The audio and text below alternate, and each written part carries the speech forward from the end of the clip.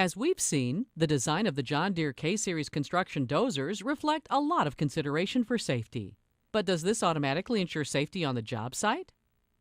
There are many pieces of safety equipment on the dozer, but there is no assurance that the safety equipment will get the job done unless you use the safety equipment that's on the unit. As we've seen in the previous section of this video, one of the most important pieces of safety equipment is your seatbelt. Buckle up before you start the engine. The rollover protection structure by itself does not assure your safety in the event of an overturn. If you are not wearing your seatbelt, you could be thrown and crushed, possibly by the ROPS itself. Don't operate under the mistaken impression that if a machine overturns, you can hold on or jump free. That impression may be fatal. Before starting out, make a quick check of the operational controls. It's better to take a moment now than to find out at a critical moment when it's too late to avoid an accident. Before you begin work, be sure you call the utility services in the area to have the job site marked for underground lines or structures.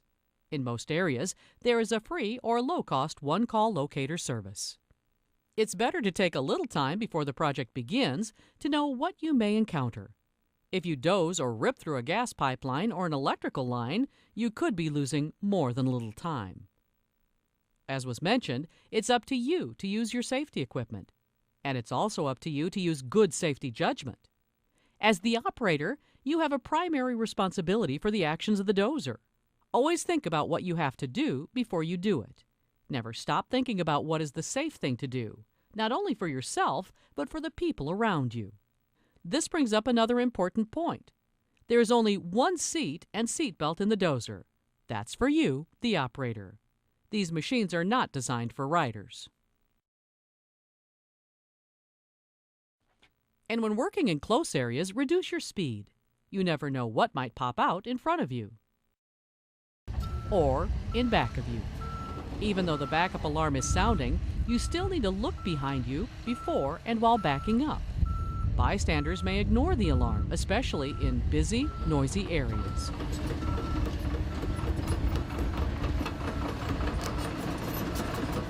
You should also reduce your speed when in rough terrain to help you maintain control of the unit.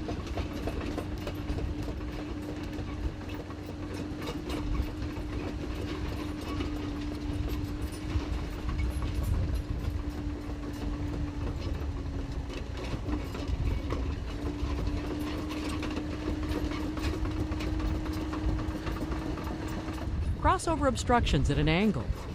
Ease up to the break-over point. Balance slowly on the obstruction and ease down to minimize the impact.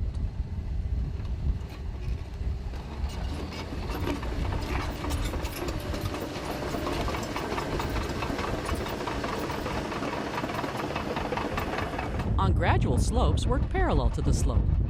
The dirt will flow to the lower side of the slope in a windrow. This will help hold the crawler from sliding down. On steeper slopes, work diagonally, starting from the base of the slope, working upwards.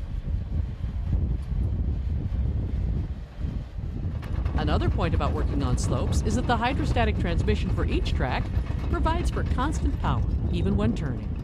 The result is that the steering on a slope is the same as steering on flatter ground. The dynamic braking characteristics of the hydrostatic transmission prevent freewheeling of the unit when working on slopes. When not dozing, always travel at slow speeds with the blade as low as possible. It's important to be careful when working close to a trench to avoid a possible cave-in and accidental machine overturn. For trenches with deep vertical sidewalls, backfilling perpendicular to the ditch is preferable.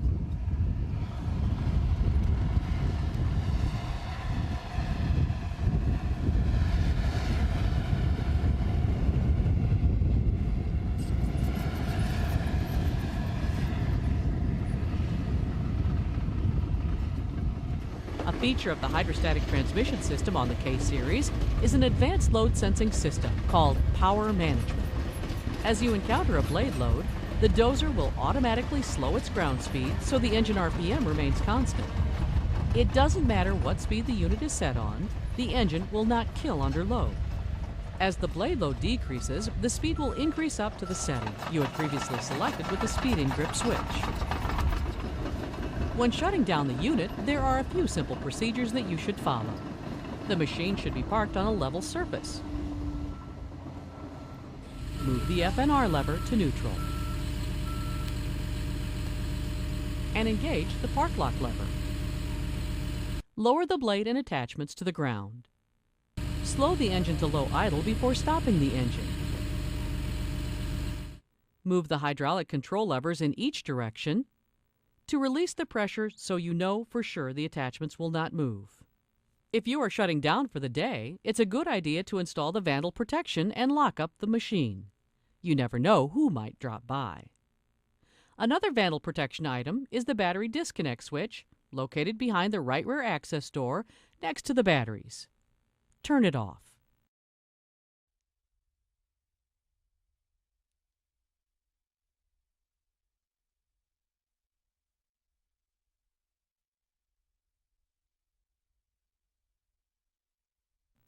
If you plan to haul the unit, you should always use caution when loading it on or off a trailer.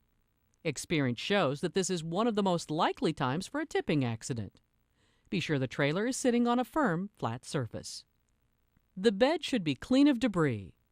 Use chalk blocks against trailer wheels to help prevent the trailer from moving.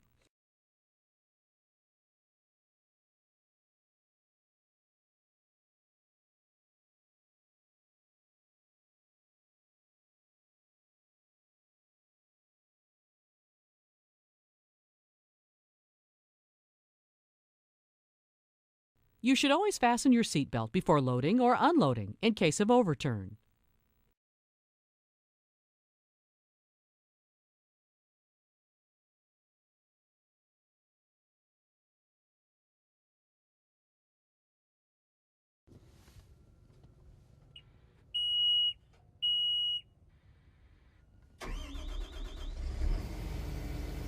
It is recommended that you have a spotter to help line up the dozer.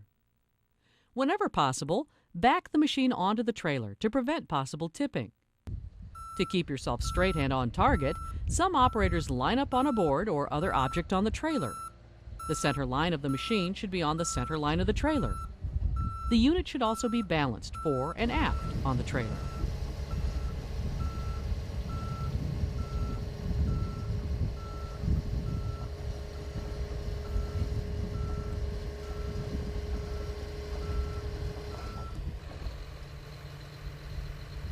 Once on the trailer, move the park lock lever into the locked position. Lower the dozer and attachments.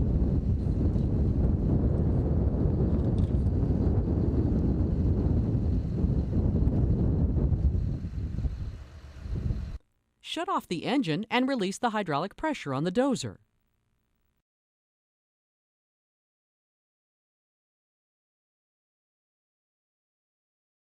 As before, lock up the unit against vandalism.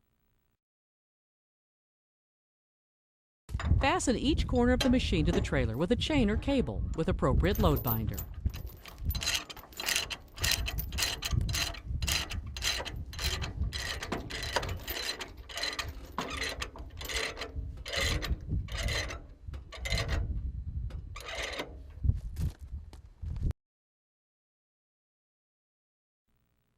Before you haul the machine, be sure of its overhead height to the ground. It's better to know your limitations beforehand rather than learning the hard way after you hit something.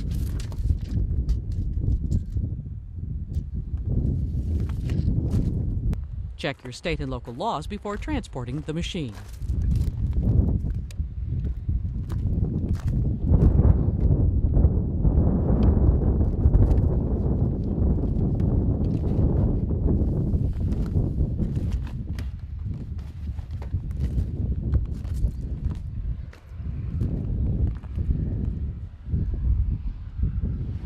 As you have seen, John Deere K-Series construction dozers are equipped with many safety features and systems.